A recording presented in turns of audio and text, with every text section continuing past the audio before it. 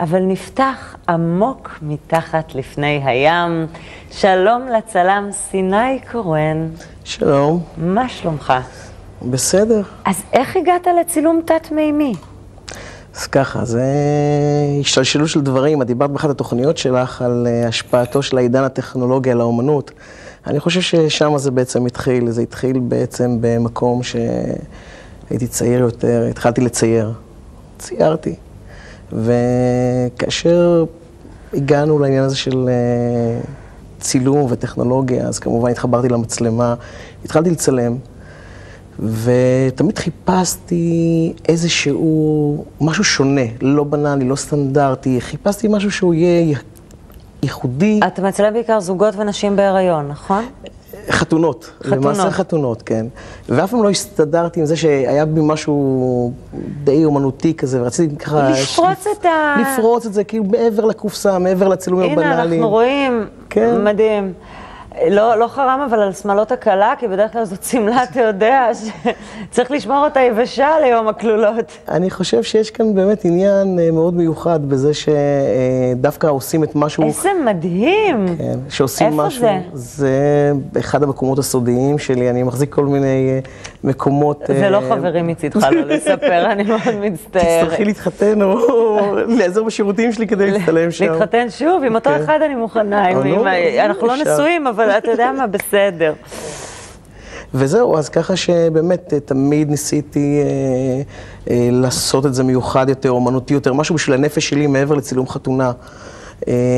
ולכן לקחתי את זה תמיד לקטע של טבע, לקטע של נופים, ובהתחלה זה היה על פני המים. למעשה הכל התחיל ככה לגמרי באקראי, צילמתי חתונה של חבר, זה היה בשנת 2007, והם רצו מאוד להצטלם בים. אבל היה איחור בסלון ולא הספקנו עם ים. אמרתי, אתם יודעים מה, בואו נעשה את זה מחר. זה היה חתונה ביום חמישי, עד 4 לפנות בוקר, רוקדים. קבעתי איתם בשעה 9 בבוקר בחוף הים. וכך היה, אז התחלנו להצטלם ככה על החוף בהתחלה. חתן קלה סטנדרטי, מה שכולנו מכירים. ממש ככה, ואז באיזשהו שלב אמרתי להם, תשמעו רגע, הסמלה שלכם, כאילו בואו ניכנס קצת יותר לעומק. הם התחילו לשתף פעולה עם העניין, וככה למעשה נולד הטרנד הזה שנקרא Trash the Dress. אומרים שג'ון מייקל, אגב, צלם חתונות מניו יורק, הוא המציא את הטרנד הזה בשנת 2011, לי יש הוכחה מוחלטת, שבשנת 2007 אני כבר עשיתי את זה עם זוג. אז כנראה שאנחנו כאן, בכל זאת בישראל מובילים איזשהו... ואתה משתמש לצילום התת-מימי במארז תת-מימי מיוחד שמרכיבים על המצלמה, זה ציוד מאוד יקר, ציוד מאוד ספציפי. כן, בהתחלה התחלתי כמובן, ניסיתי ניסיונות ככה 50-50, ורציתי, כמובן, הייתי צריך עזרים יותר מקצועיים, ואז פניתי כמובן לעזרים טכניים הרבה יותר מקצועיים, שכוללים מארזים לעומקים מיוחדים, אמצעי תאורה תת-מימיים, זאת אומרת, יש פה עלות מאוד גבוהה של ציוד מאוד יקר, עם אופטיקה מאוד איכותית שדרושה לצילומים מהסוג הזה. זה כולל צילומים אפילו בעומק גבוה בגלל התנאים, לפעמים צילומים בלילה שהם, בוא נאמר, יוצרים איזשהו משהו מאוד דרמטי ומיוחד. והסשן של העבודה שלי בעצם מתחיל בצילומים שהם, אנחנו מתחילים מהיבשה, לאט לאט לצילומים על פני המים, ובאיזשהו שלב אנחנו כבר במעמקים.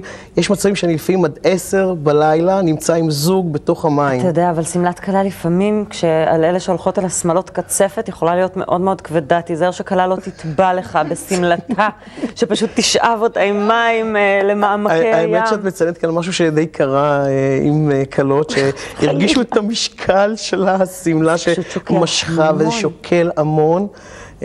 ולכן אנחנו באמת משתדלים שיהיו שמלות יותר קלות לצילומים האלה, אבל אנחנו לוקחים את זה לכל מקום, וזה באמת תלוי בכל זוג וזוג. שזה באמת משהו שהוא שובר שגרה ומקסים. איך אתה בתור צלם מתמודד? הרי יש במים הרבה תנודות, הרבה, לפעמים המים עכורים, זאת אומרת הים זה סט משתנה.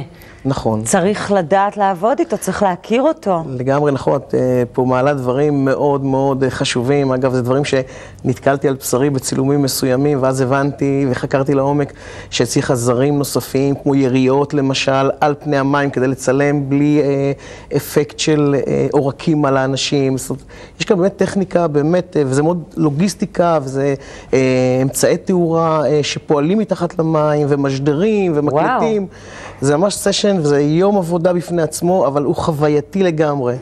סיני קורן, תודה רבה לך.